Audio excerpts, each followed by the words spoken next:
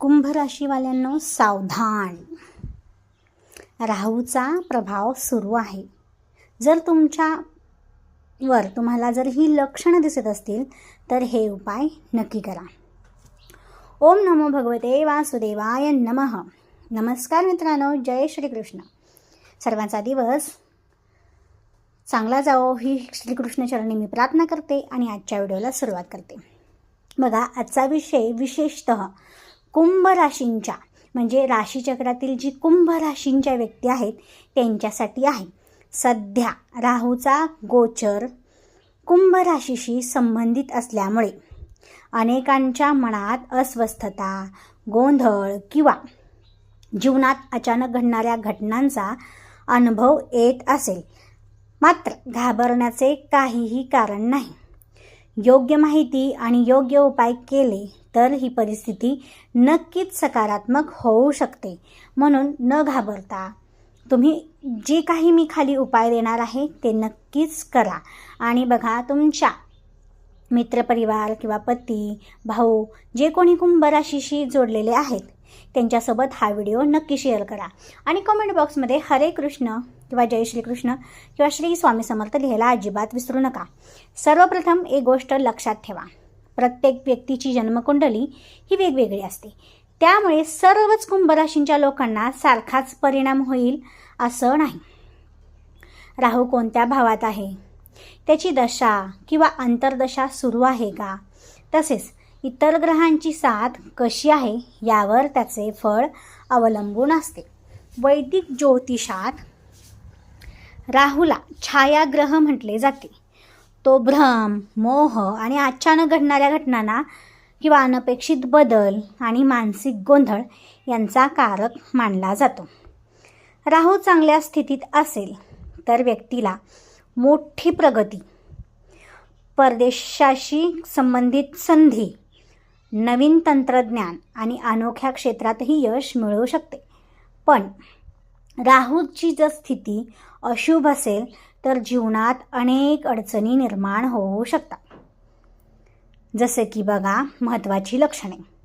जर सतत तुमची फसवणूक होत असेल, सरकारी कामं आहेत पण त्या सतत अडकत असेल किंवा लांबणीवर जात असतील आणि मन सतत अस्वस्थ राहत असेल, कारण नसताना मनात अगदी भीती वाटत असेल, आपण चुकीचे निर्णय घेतले जात असतील किंवा जीवनात आर्थिक स्थैर्य मिळत नसेल तर ज्योतिषशास्त्रानुसार राहूचा हा प्रभाव असू शकतो.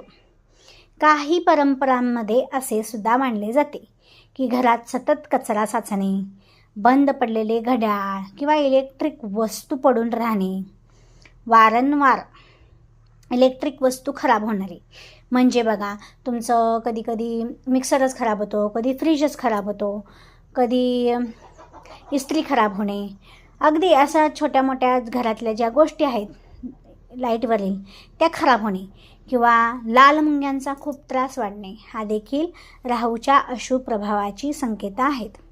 मात्र याचा अर्थ असा नाही की हीच अंतिम कारणं आहेत. ही धार्मिक आणि ज्योतिष मान्यता असलेली कारणं आहेत. आता पाहूया काही सोपे आणि पारंपरिक उपाय. सर्वात पहिला उपाय म्हणजे घर स्वच्छ ठेवा. निरुपयोगी वस्तू, कचरा, कोळ्यांची जाळी किंवा बंद पडलेले सामान घरात साचूच देऊ नका. नंबर 2, घरातील टॉयलेट, दक्षिण दिशा आणि नैऋत्य भाग स्वच्छ ठेवण्याचा प्रयत्न करा. स्वच्छता ही राहू शांत करण्यासाठी महत्त्वाची मानली जाते. आठवड्यातून एकदा तरी मोठे मीठ, ज्याला खडे मीठ किंवा समुद्र मीठ असे म्हणतात, त्याने ते पाण्यात टाकून घराची फरशी पुसा. यामुळे घरातील नकारात्मक ऊर्जा कमी होते. कमीत कमी आठवड्यातून एकदा तरी नक्की करा, अशी धार्मिक मान्यता आहे.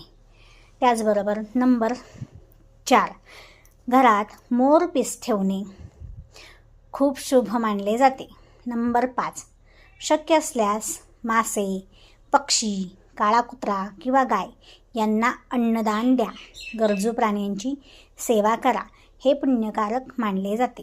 नंबर 6, दारू, व्यसन आणि चुकीच्या संगतींपासून व्यक्तींपासून दूर राहा. कारण राहू सर्वप्रथम अशाच व्यक्तींच्या विचारांवर परिणाम करतो असे ज्योतिषात सांगितले जाते. नंबर 7, दररोज काही मिनिटे माता सरस्वतीची प्रार्थना करा, हनुमान चालीसा म्हणा किंवा श्री हनुमंतांची भक्ती करा. श्रद्धेनुसार कालभैरवाची उपासना देखील तुम्ही राहूच्या अशुभ प्रभावात करू शकता. नंबर 8, सर्वात महत्त्वाची गोष्ट म्हणजे मन सकारात्मक ठेवा. चुकीच्या मार्गाने मिळणाऱ्या यशापेक्षा प्रामाणिकपणे केलेले कार्य अधिक काळ टिकते.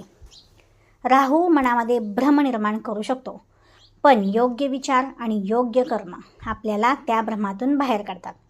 मित्रांनो, हा व्हिडिओ ज्योतिषशास्त्रातील पारंपरिक मान्यता, धार्मिक श्रद्धांवर आधारित आहे. याकडे मार्गदर्शन म्हणून पहा. कोणताही मोठा निर्णय घेताना अनुभवी ज्योतिषतज्ञ किंवा तज्ज्ञांचा सल्ला घ्या.